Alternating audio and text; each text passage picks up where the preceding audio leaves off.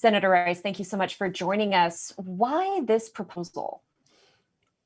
For the last 25 years, we've had a formula for new construction that adds extra tax increases to existing homeowners and other property owners in our state. And that has resulted in compounded excess tax increases.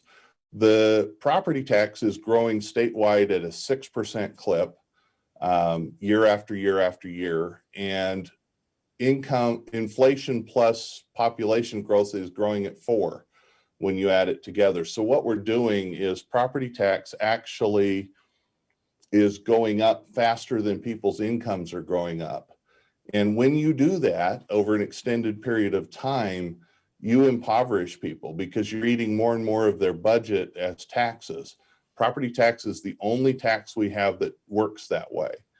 And so this bill, what it's intended to do, what it does is it just slows that rate of growth of taxes so that it's closer to income growth for the citizens. It still has the new construction is still paying in and increasing budgets. There's not an actual cap on the budgets.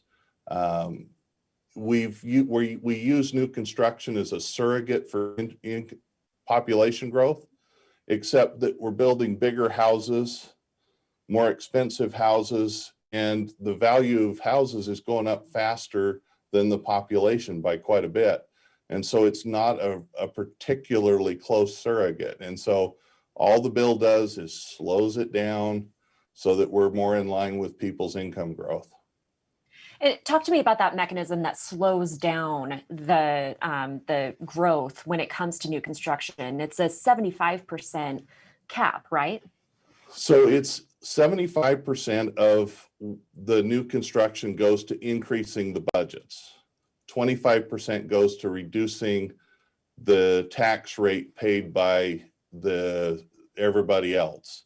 And so what you get is by correcting the formula, so we use this year's levy rate for new construction, and that you get a tamping down, just a slowing of the growth of those budgets so that it gets in line with that, with people's incomes.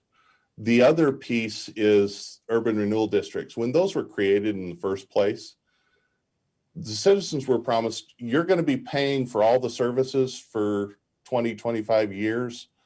At the end, you're going to get some tax relief.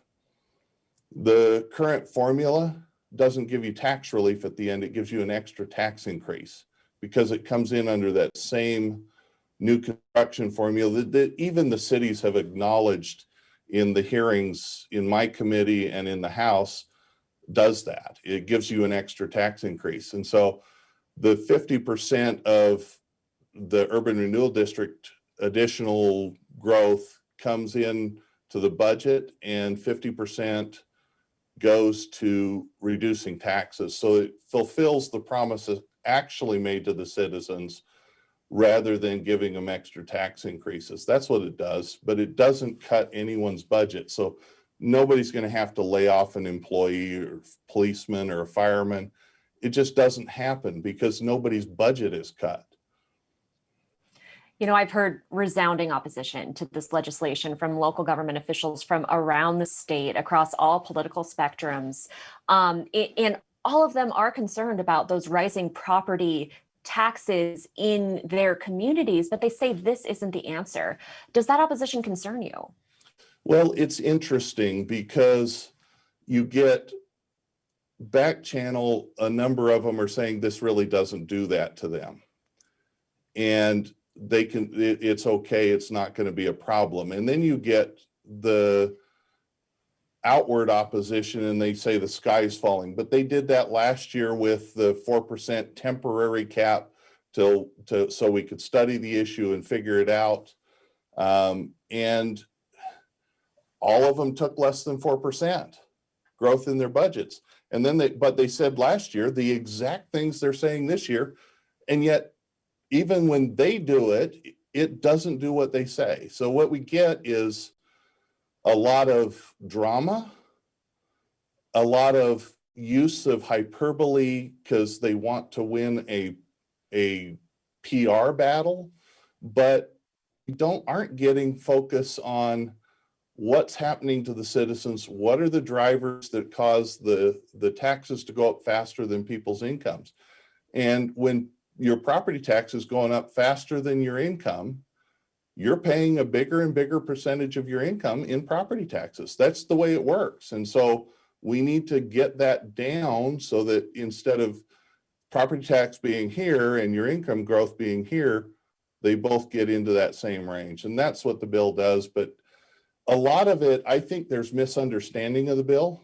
So what we're doing, we're preparing an Excel spreadsheet that we're going to give to everyone, cities, counties, the media, the public, make it available to the public, just so everybody can be actually talking about the actual bill instead of the boogeyman that, you know, nobody understands, so we can all go off in different directions on what it is.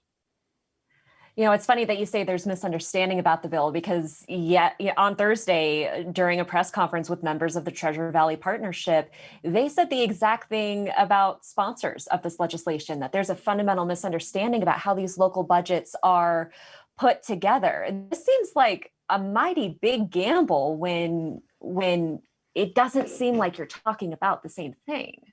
So Well, where's the breakdown here? the breakdown is that we have had a study group followed by an interim committee, and we've had little engagement from the cities. They're the primary drivers on the opposition. The counties are officially neutral. They've actually been engaged in the process. They went through and actually evaluated the impact on their budgets. They used 2018-19, that budget, those two budgets, so that it would be pre-COVID. And they found that it would have made a 2% difference in their budgets.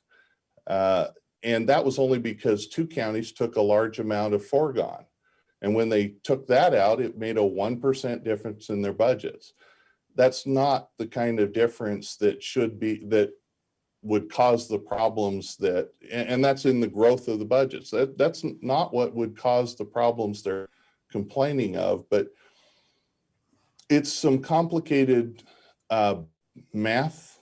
And so one of the things I found is we've got a lot of mayors that didn't understand how the current formula works. They just plug stuff in, they don't know what it does.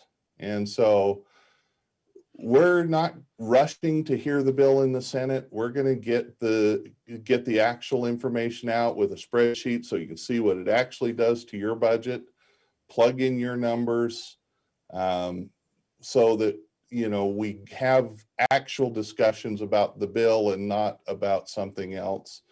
It's really important that we have better engagement, but it needs to be engagement on what the bill actually is, not on something else.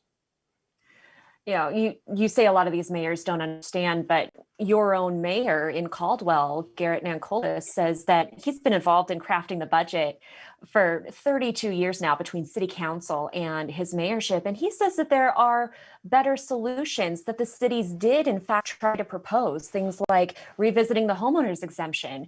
And the committee didn't or wouldn't hear those proposals. So somebody who has more than 3 decades of experience crafting these budgets is saying there's a better way. Does he not understand in your view? Frankly, my friend Garrett is a great mayor. I love him. We are very close personal friends, and he's a good man.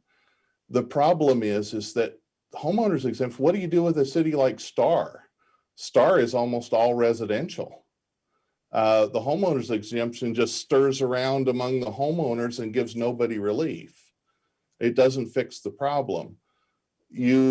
All you do is distortions with the homeowners. The history of homeowner exemptions is that they don't work, that you constantly have to revisit them because they don't work. And it's indexing doesn't solve that. You get a downturn and suddenly you get the opposite of what you thought you were getting. So we've been digging through the entire history of the state, other states, everybody's approaches, and that's not a solution. Circuit, you need to get to the root of the problem. The root of the problem is the formula doesn't work right. And so you need to adjust the formula. You know, it's funny that you mentioned the mayor of Star or the city of Star, because the mayor of Star is also opposed to this proposal. I'm well aware of that. I imagine you are. You know, as we move forward, I guess as a homeowner who might be watching, there might be a fundamental misunderstanding or a fundamental confusion about why not let 100% of growth pay for the growth. And that's one of the biggest questions I'm seeing from people who are homeowners who have been affected by these property taxes. Why not shift some of that back to the commercial growth? Why not revisit that? Now, let's talk a little bit about those two things because they're really interesting. Drive around Boise, you've got empty storefronts, you've got empty warehouses, small and mid-sized offices, there's vacancies all over the place. Yeah, we're building a little bit, but what we're doing is mostly building houses and apartments. And you can't raise the taxes on empty commercial and do anything other than make it less likely that you're going to have the commercial recover, especially coming out of the pandemic, like you need it to. That costs us jobs. Commercial takes a lot less services than residences do. Commercial, in fact, subsidizes homes. But you have to be careful of that because there's other times when commercial is growing faster than residential values. But the current formula actually takes, and you instead of having growth pay for itself, it pays for itself, plus it justifies a big tax increase on everybody. That's the current formula. And that we can't, and the cities have acknowledged that in committee, but that's going on. But then they say, well, you fix that with the homeowner's exemption. Well, all that does is, 1 year you increase the homeowner's exemption, 1 year you're going to get a tax cut, and then you're right back on the escalator. It doesn't help you. The circuit breaker doesn't pay the whole tax for a senior citizen. It pays us a set amount based on income. So and even if you adjust it by an increase, it's not going to do what they want it to do. And so it's a matter of let's fix this formula. And let's also fix some of the other things. Let's fix how we do transportation so we're not running into the underfunding problems that we have, especially at the local level. That's a separate issue. Let's deal with the bad methodology for having a fire district take over, come together and take over the fire services for a city. Let's deal with how does a volunteer fire department get the resources to become a full-time fire department when they need to because of population growth. Those things don't work in the current structure. They need to be addressed. But we also need to make sure that the budget formula actually keeps the rate of growth of the property taxes from the local jurisdictions in line with people's income growth. And if you do that, you have a long-term stable process. The history throughout the United States of property taxes, you get these kinds of tax increases and eventually the citizens bring an initiative and they actually devastate the cities and the counties and stuff. So we don't want to see that either. All right, Senator Rice, thank you so much for joining us. And we look forward to that spreadsheet. I think you know how much I love spreadsheets. So thank you very much for joining us. We want you to have it so we can talk about the same thing instead of a phantom bill. Thank you.